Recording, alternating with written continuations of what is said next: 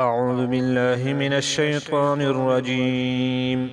بسم الله الرحمن الرحيم. ومن أظلم ممن افترى على الله كذبا أو كذب بآياته إنه لا يفلح الظالمون. ويوم نحشرهم جميعا ثم نقول للذين أشركوا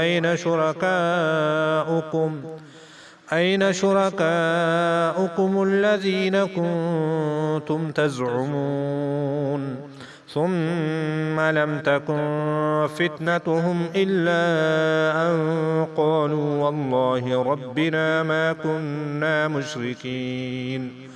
انظر كيف كذبوا على أنفسهم وضل عنهم ما كانوا يفترون.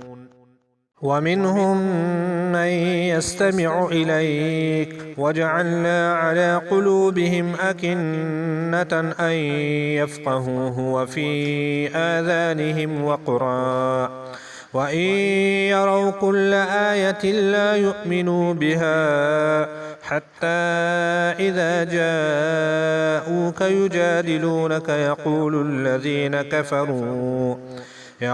الذين كفروا إن هذا إلا أساطير الأولين وهم ينهون عنه وينأون عنه وإن يهلكون إلا أنفسهم وما يشعرون. ولو ترى إذ وقفوا على النار فقالوا يا ليتنا نرد ولا نكذب بآيات ربنا ونكون من المؤمنين.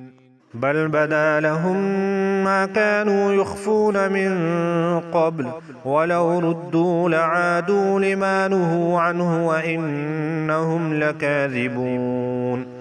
وقالوا إن هي إلا حياتنا الدنيا وما نحن بمبعوثين. ولو ترى إذ وقفوا على ربهم قال أليس هذا بالحق قالوا بلى وربنا قال فذوقوا العذاب بما كنتم تكفرون.